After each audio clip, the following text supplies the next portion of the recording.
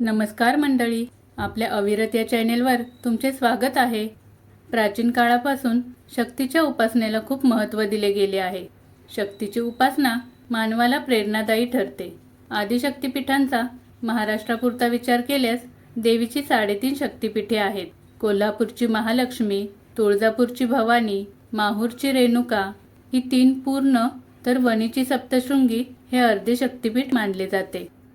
कोल्हापूरची आदिमाया श्री महालक्ष्मी 3.5 पीठापैकी एक करवीर निवासिनी श्री महालक्ष्मी अथवा अंबाबाई म्हणजे लाखो भाविकांचे अढळ श्रद्धास्थान होय.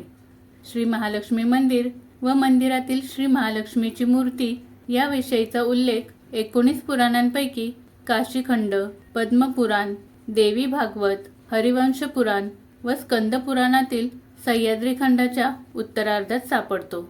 इसवी सन पूर्व 4 ते 5 या शतकातील म्हणजेच इसवी सन 1.5 ते 2000 वर्षापूर्वीच्या परशुरामाच्या कारकिर्दीत श्री महालक्ष्मी मूर्तीची स्थापना झाली असावी.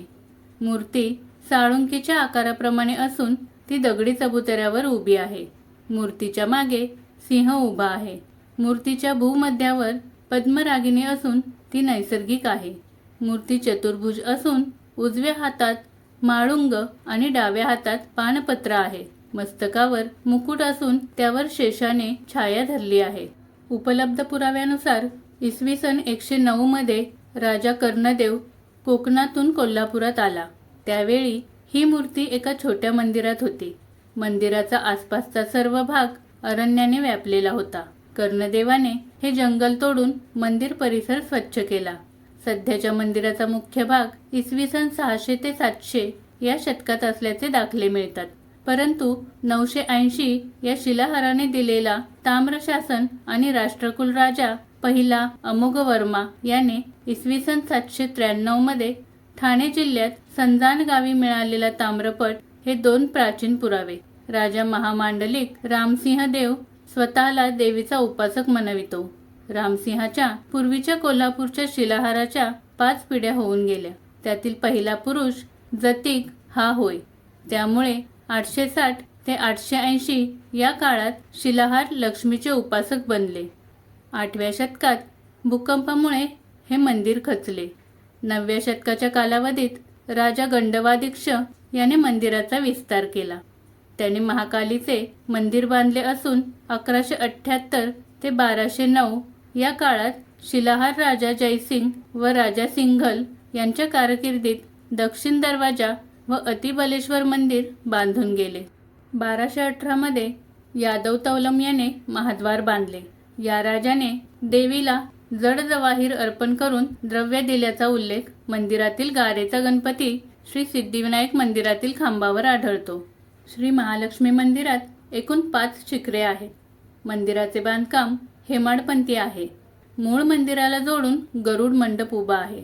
12व्या शतकात शिलाहार राजाने महासरस्वती मंदिर महालक्ष्मीचा प्रदक्षिणा मार्ग बांधल्याचेही दाखले सांगतात. चालुक्याच्या काळात मंदिरासमोरील गणपतीची स्थापना झाली. 13व्या शतकात शंकराचार्य पीठातर्फे नगारखाना व कचेरीचे बांधकाम तसेच मंदिराच्या आवारात दीपमाळा बांधण्यात आल्या. मंदिराच्या आवारात सध्या 7 दीपमाळा अस्तित्वात आहेत. मोगल साम्राज्यात मंदिरावरील हल्ल्यातून श्री महालक्ष्मीची मूर्ती पूजक मंडळींनी लपवून जवळच असलेल्या कपिलतीर्थ मंडईतील एका पुजाऱ्याच्या घरी ठेवली होती. त्यानंतर इसवी सन 1719 मध्ये 26 सप्टेंबर म्हणजे अश्विन महिन्यात सोमवारी विजयादशमी मन्मथ संवत्सर या दिवशी पुन्हा महालक्ष्मी मंदिरात स्थापन करण्यात आली. 17व्या शतकानंतर विविध राजघराण्यातील थोर मंडळींनी या मंदिराला भेटी दिल्या.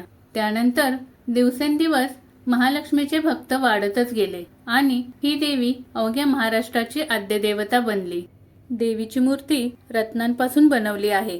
ही सुद्धा जवळजवळ 5000 ते 6000 वर्षापूर्वीची असावी असे मानले जाते. महालक्ष्मीची मूर्ती ही 40 किलो वजनाची आहे. कोल्हापूर पर्यटनामध्ये महालक्ष्मी मंदिर हे प्रमुख स्थान आहे. यासाठीच देवीच्या दर्शनासाठी दरवर्षी लाखो भाविक भेट देतात.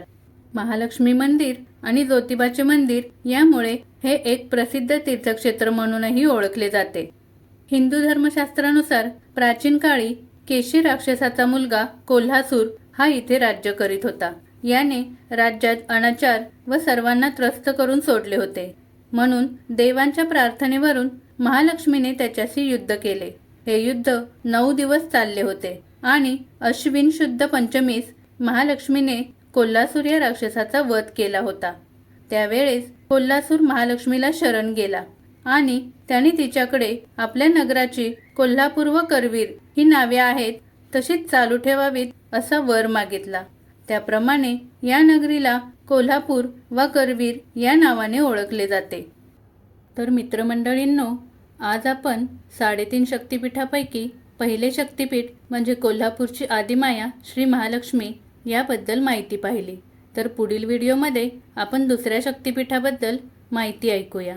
आणि ही माहिती तुम्हाला आवडली असेल तर कमेंट करून नक्की सांगा आणि आपल्या व्हिडिओला लाईक करून जास्तीत जास्त शेअर करा आणि आपल्या चॅनेलला सबस्क्राईब करून बेल आयकॉनला क्लिक करा.